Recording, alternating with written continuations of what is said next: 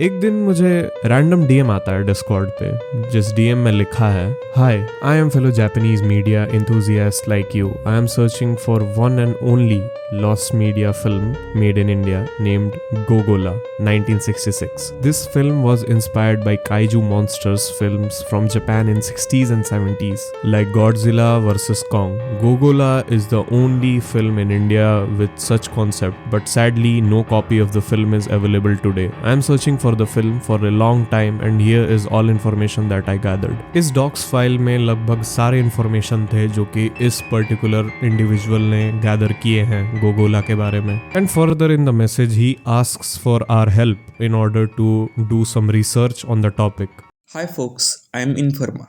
So, I came across film Gogola when I was searching for India related content in Lost Media subreddit. There was search going on for Gogola and it was started by Discord user named Protozhen. They have been consistent with research over the period of nearly 2 years, so credit to them. Gogola was low budget film released in India in 1966. Film was inspired by kaiju films of that time from Japan. Story of Gogola is something like a huge monster named Gogola rises from the Arabian Sea and protagonist has to stop him from destroying city of Mumbai. This unique storyline from Bollywood caught my attention and some lost media researchers around the world. Today only some promotional material and songs from Gogola exist. There is no surviving copy of film that we know of. We managed to contact actress Tabassum and some other people who worked on film, but they couldn't help. We couldn't track down the director of film Balwant Dave, as Gogola was his only film as director, and after Gogola there is no mention of him in Bollywood. We managed to contact the son of the producer of Gogola, but he couldn't provide any more information that we already knew. So that's it. If you're interested and if you want to help in search, you can join the Discord of As an Otaku and our small community Hunt for Gogola on the Discord. Thanks. So before getting to the main part of the video, मुझे लगता है कि आप लोगों को kaiju के बारे में जानना चाहिए. What is kaiju? Kaiju in Japanese refers to monster या फिर बीस्ट, एंड काइजू को एक जॉनरा के तरह भी ट्रीट किया जाता है, लाइक शोनेन शोजो. वैसे तो काइजू फिल्म्स नॉर्मली इंक्लूड करता है सुपरनैचुरल बीस्ट को. अब काइजू के अंदर भी एक सब जॉनरा है, दाई काइजू, which refers to big beast. Generally King Kong, Pacific Rim, Varan the unbelievable जैसी फिल्म्स दाई काइजू जॉनरा के अंदर ली जाती है, जहां बड़े बड़े बीस्ट्स को यूज करके एक्शन दिखाया जाता है. बट क्या आपको कोई इंडियन दाई काइजू फिल्म के बारे में पता है? क्या आपने ऐसी कोई इंडियन फिल्म दाई काइजू के बारे में सुनी है? And this is the reason why Gogola is different and it is worth the search for. तो आज की इस हिस्टोरिक मूवी की हिस्टोरिक कहानी शुरू करने से पहले मैं आपको इसके पीछे की हिस्ट्री बताना चाहता हूँ. So Godzilla release in 1954 and not going into details कि ये इतनी खास रिलीज क्यों थी जापानीज लोगों के लिए. Japan and this Godzilla not just created a franchise जो कि लिटरली हॉलीवुड फ्रेंचाइजेस के साथ कोलैब करने वाली थी, such as King Kong in Godzilla versus King Kong. But Japan के लोगों को एक और बात पता चली. They had literally created a whole new genre, kaiju, and over the next few decades, more films followed, both in America and in Japan. King Kong movie was recreated and rebranded into a franchise, और पूरी दुनिया में बस यही दोनों movies का राज था. Both of them had an insane amount of fan following, और लोग शायद आज भी इसके पीछे पागल हो रखे हैं. The concept of beasts and fighter planes trying to take them down gave such a new action feel, और इस जॉनर में इतना स्कोप था कि हर जगह यही दोनों मूवीज देखी जा रही थी और रिक्रिएट भी हो रही थी. पहला क्वेश्चन ये होगा, what is Gogola and how did it came to existence? Well, Gogola एक बहुत ही रेवोल्यूशनरी फिल्म है because it was possibly the first time when India tried to recreate a दाई काइजू फिल्म. और ये गोजिरा एक जापानीज मूवी से इंस्पायर्ड हो सकता है जो कि आज गॉडजिला के नाम से भी हम जानते हैं. और सिर्फ गॉडजिला नहीं, काफी सारे सोर्सेज ये भी दावा करते हैं कि किंग कॉन्ग से भी ये फिल्म थोड़ी बहुत इंस्पिरेशन ड्राइव कर सकती है. गोगोला में डायरेक्टर्स और राइटर्स ने गॉडजिला और दाई काइजू की इस लहर को एक इंडियन लुक देने की कोशिश करी है. अगर आपको लगता है कि इसकी स्क्रिप्ट लाल सिंह चड्ढा या गली बॉय जैसे उनकी ओरिजिनल मूवी से पूरी सिमिलर है तो आप गलत हो। थ्रू दिस फिल्म आप गॉडजिला को एक Indian setting and Indian perspective के साथ देख सकते हो।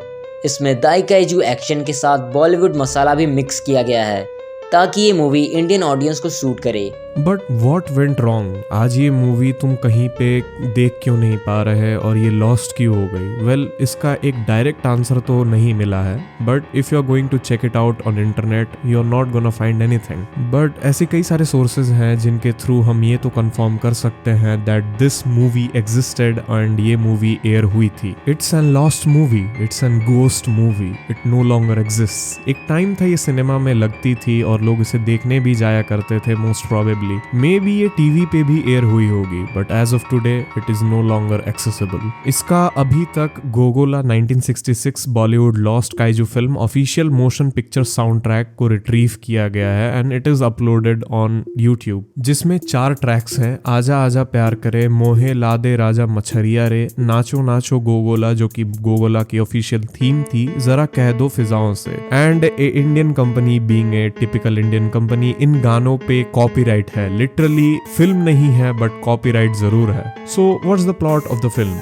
1960s का टाइम है, बॉम्बे बीच में कई सारे लोग चिल कर रहे हैं, काफी शांत सा दिन है, काफी नॉर्मल दिन है, बट अचानक से कुछ ऐसा होता है कि लोग अफरा तफरी में फंस जाते हैं। लहरें बढ़ने लगती हैं, एग्रेसिव वेव्स आ जाते हैं लैंड पे, सब चौंक जाते हैं और वो क्या देख रहे हैं समुद्र में, एक जाइगेंटिक सा क्रिएचर उठ रहा है। As they stood silently in the horizon all they see a rising monster out of the waves.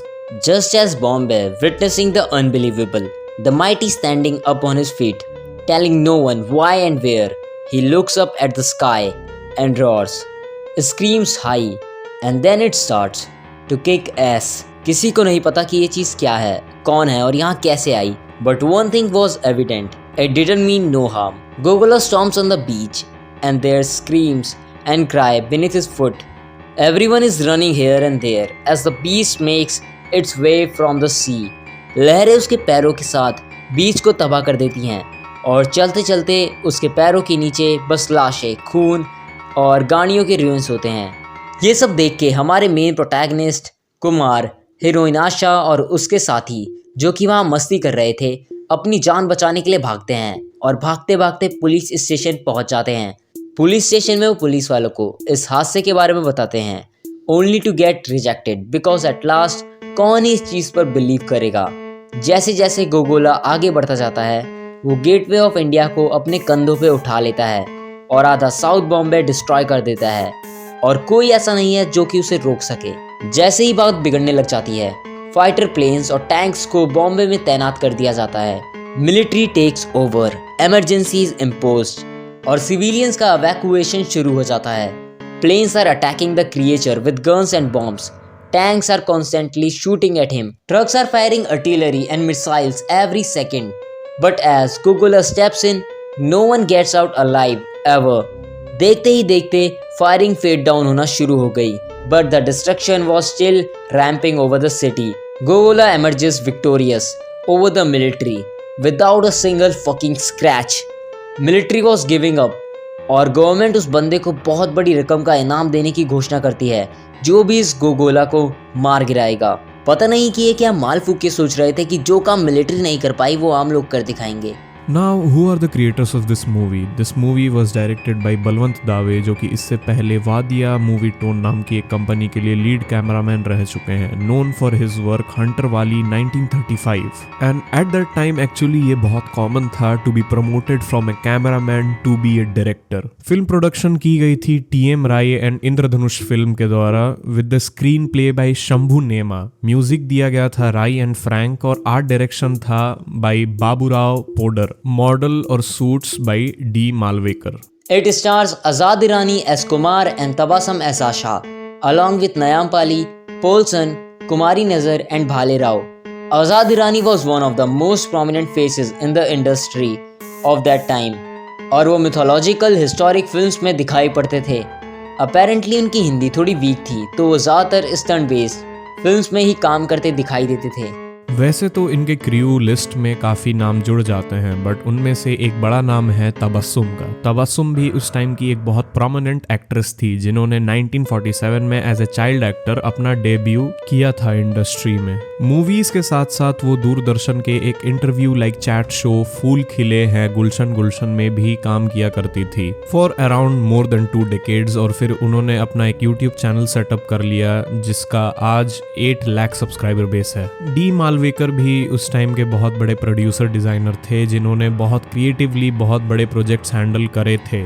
It's said that he literally created a model of lion using things such as gunny sacks, a dog and a hide of a lion from चोर बाजार। तो director दावे को तो पता था that to make Gogola possible there was no one other than this guy. Dave had decided कि गोगोला को स्क्रीन प्ले दिखाने के लिए सूट मोशन का टेक्निक यूज किया जाएगा, जिसमें एक इंडिविजुअल को सूट पहनाकर एक मिनिएचर सेट पे खड़ा कर दिया जाता है, which will give the look to the Gogola film कि एक बड़ा क्रिएचर खड़ा है on houses and cities. Malvekar said that the solution to such a problem was rather simple. उन्होंने बस एक अच्छे से कॉस्ट्यूम को स्टिच करके दे दिया जिसके अंदर आप 3-4 लोगों को सेट कर सकते हो, और उनको ऐसी फिटिंग से सेट कर दिया that it give the look of one single creature moving around and they were good to go. But there are some criticism points जो कि अभी भी स्टैंड करते हैं and I want to point them out. Even though ये film बहुत पुरानी है और आज के टाइम में ऑब्वियसली बहुत से पॉइंट्स स्टैंड नहीं करेंगे बिकॉज मे बी उस टाइम के हिसाब से ये मूवी अच्छी होगी या डिसेंट होगी, but to be honest this movie feels like a mediocre movie. Not just that, obviously the sets and the monsters were not realistic. मैंने literally ये पढ़ा है on the net that Gogola looked like a kid walking around with a miniature of Gateway of India, like he's fucking going to school on fancy dress competition with his गर्मियों की छुट्टियों का project in his hands. But obviously it was like 50 years ago और US तक ने CGI discover नहीं किया था at that time, या शायद कर लिया था। But anyway, the point is that the technology was not really advanced at that time, so no worries.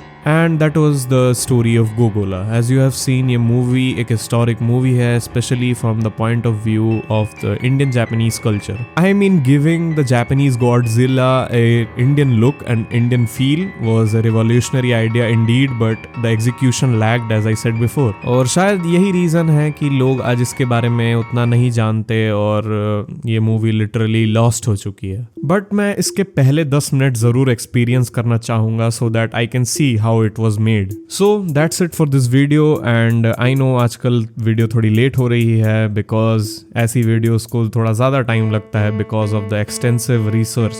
सारे sources and सारे references मैं लिंक डाउन कर दूंगा डिस्क्रिप्शन में, so if you want to check out you can just check the descriptions. और अगर video informative और पसंद आया तो शेयर करना मत भूलना, वीडियो पसंद आई तो लाइक कर देना एंड चैनल को सब्सक्राइब भी कर देना। I would like to thank Azun Otaku for inviting me for a collaboration video on his channel.